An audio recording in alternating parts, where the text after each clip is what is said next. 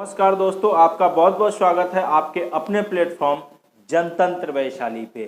जी, जनतंत्र वैशाली आज एक ऐसे टॉपिक को लेकर के आया है जो आज भारत में बहुत ही चर्चा का विषय बना हुआ है।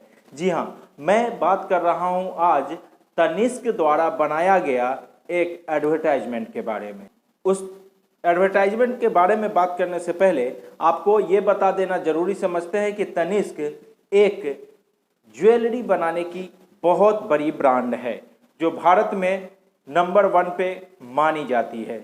उसने एक ऐसा एडवर्टाइजमेंट बनाया जिसमें हिंदू और मुस्लिमों के बीच रिश्ते को दिखाने की कोशिश की गई है, लेकिन यहाँ पे कुछ लोगों को वो नागवारा गुजरा।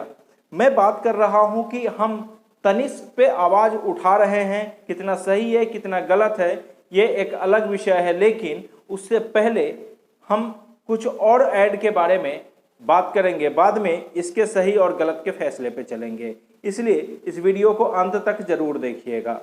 दोस्तों, वो एक ब्रांड है और उस ब्रांड को एडवर्टाइज करने वाले सारे लोग एक कलाकार हैं। लेकिन मैं बात कर रहा हूं कि जब हमारे देश में किसी संवैधानिक पद पे बैठा हुआ लोग किसी अच्छे या बुरे ब्रांड का प्रचार पैसे के लिए कर सकते हैं, तो एक कलाकार इस तरह के प्रचार क्यों नहीं कर सकते। निश्चित तौर पे वो एक कलाकार हैं और उनको जो स्क्रिप्ट मिला उसके मुताबिक उन्होंने ऐड को शूट किया और उसमें उनकी कोई गलती मैं नहीं मानता।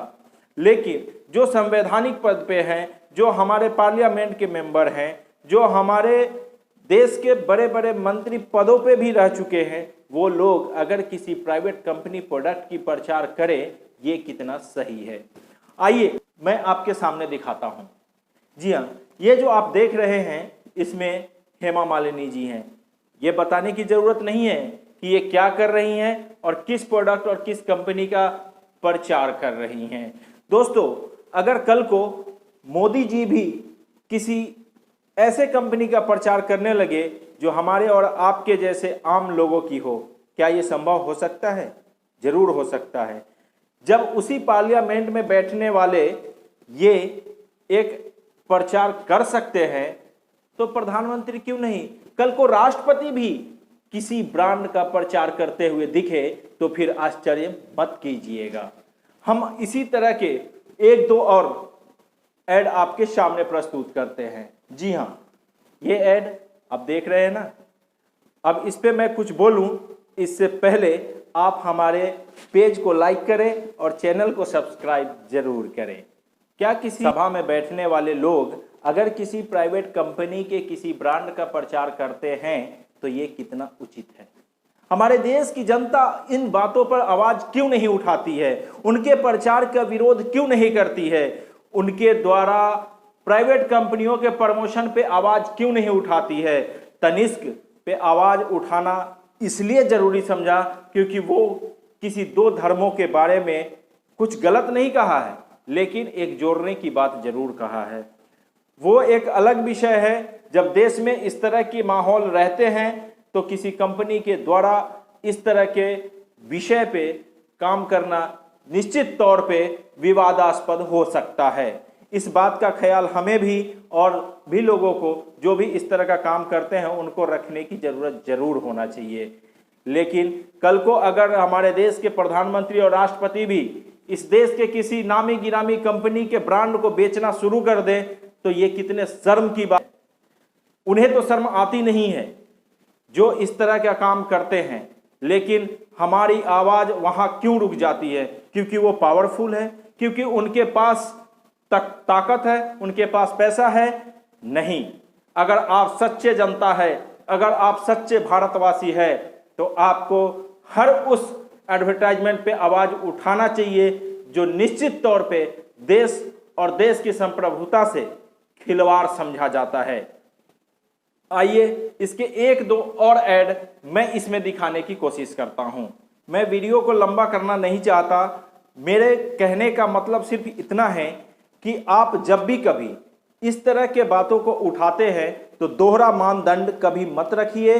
हमेशा अगर आप देश की हित की बात देश का अहित करने वाले के के लिए, हित के बारे में काम करने वाले लोगों पे आवाज उठाइए, जिन्होंने हमारे ऊपर कानून लागू करने के लिए, कानून बनाने का पावर दिया हुआ है। वही लोग अगर इस कानून की धज्जियां उड़ा रहे हैं, पहले आवाज उनके ऊपर उठाने की जरूरत है। बाद में तनिष्क और तनिष्क जैसी तमाम कंपनियों पे हम आवाज उठाने के लिए आजाद हैं, रहेंगे। लेकिन इस बात के लिए भी हम आजाद हैं कि जब हमारे देश के किसी संवैधानिक पद पे बैठे हुए लोग किसी प्राइवेट कंपनियों का प्रचार और प्रसार करते हैं, तो उन पे भी कार्रवाई होनी चाहिए, उन पे रोक लगनी चाहिए। उससे भी बड़ी बात यह है कि वो जिस प्रोडक्ट का प्रचार करते हैं, क्या उस प्रोडक्ट के बारे में जो वो बताते हैं उसमें कितना प्रतिशत सत्य है। अगर कोई दर्द की दवा बेच रहा है तो उस दर्द की दवा में कितनी प्रतिशत सच्चाई है कि उस दवा को लगाने के बाद से दर्द ठीक हो जाएगा। मैं ऐसा इसलिए बोल रहा हूं कि मैं किसी ऐसे प्रोडक्ट के बारे में जानता हूं जो किसी एक मंत्रालय में बैठे, हमारे संसद में बैठे हुए लोगों के द्वारा उसकी प्रचार की जाती है, और उस दवा का इस्तेमाल सालों साल से करने के बाद भी उनको उस बीमारी से कोई राहत नहीं मिलती है।